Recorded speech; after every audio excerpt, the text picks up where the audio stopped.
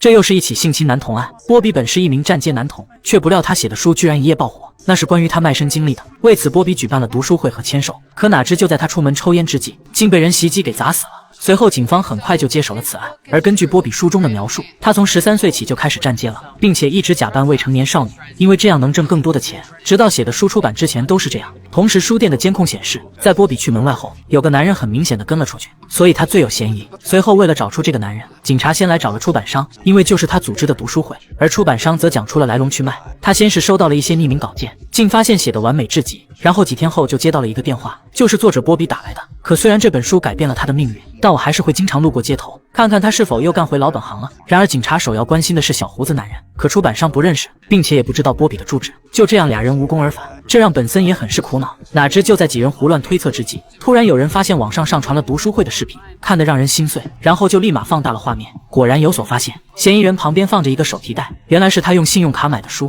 而既然刷卡了，警察也就查到了他的身份。接着便赶到了小胡子的家，将他给逮捕了。哪知刚审问了几句，男人便主动认罪了，而这就让人很疑惑了。随后警察就想知道原因，不料小胡子竟大喊我不是 gay。原来是3周前波比假扮少女站街时，小胡子和他做了交易。She had a little trouble unzipping my pants. Her hair was so soft, silky like a butterfly's wings, her mouth warm and wet. She only wanted $50. She said 25 went to her boss. And you didn't know that he had written a book?Not until I saw the leaflet on the C train. She lied to me.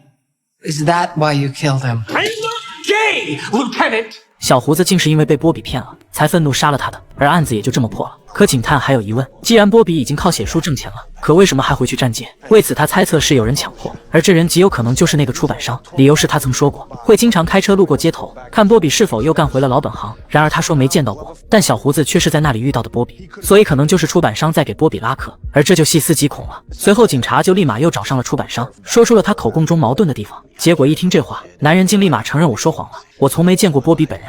Who was that at the reading then? Daffy, Teddy, Tammy, whatever the hell he was calling himself that week. So this whole thing was a scam? No. Bobby O'Rourke is real. The whole secrecy thing was his idea. And it worked great until we sold the rights to Hollywood. And then these damn producers insisted he show his face. Only I didn't have a face to show. So you created one? I found Tammy on the street. I bought a forged license. All he had to do was just read a couple of pages.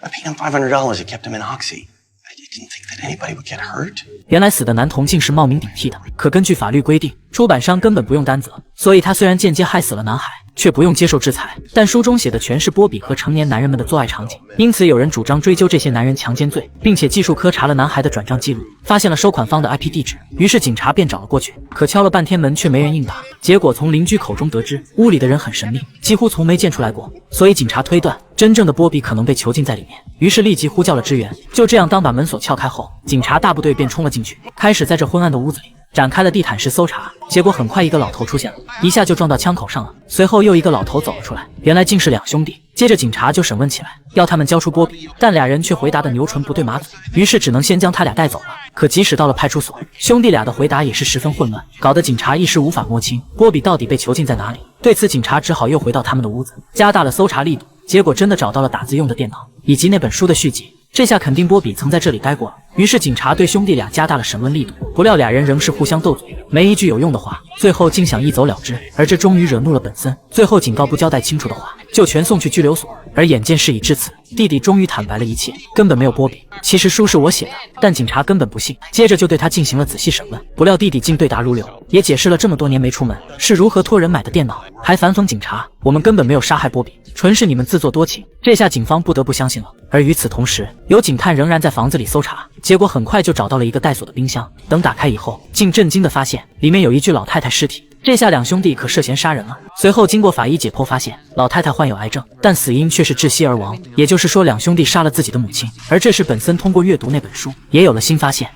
At once, I felt pitiful and small, struck with wonder and sickened that this man, 20 years my senior, could find enough pleasure in my 12-year-old body to turn over $50 of his hard-earned pay. What was he feeling? What was he thinking? Did he love me or hate me? Did I love or hate him? 随后根据经验来判断，本森认为老头能写出这些来，并且他常年回避疏远社会，肯定是自己受到过侵犯。对此警方不能不管，于是当即来到监狱，打算帮弟弟解开这个心结。却不料起初他还以为警察是为了母亲的事而来，因此坚决否认杀了母亲。可本森并不介意，接着表明是为了书而来，并直言猜到了你经历过什么。但弟弟根本不想谈，于是本森只好耐心开导，让他不必感到羞耻。结果就这样尘封数十年的伤疤彻底揭开了。然而令人没想到的是，不仅是弟弟，就连哥哥也被同一人性侵了。那时他才12岁。There was a guy called Vincent. The guy was always around. And, first time was in the locker room when nobody else was there. He said, this is what big boys do.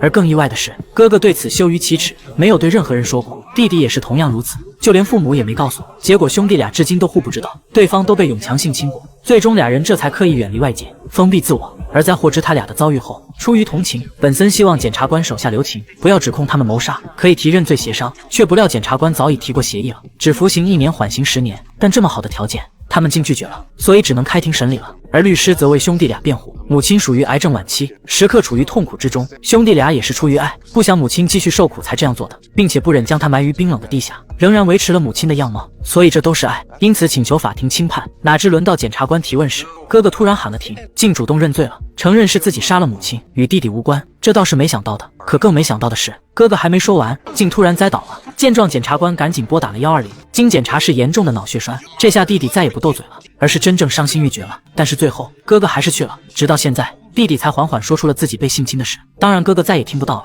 虽然最后弟弟也被撤销起诉了，但两人却已被相同的创伤折磨了一辈子，最后遗憾终生。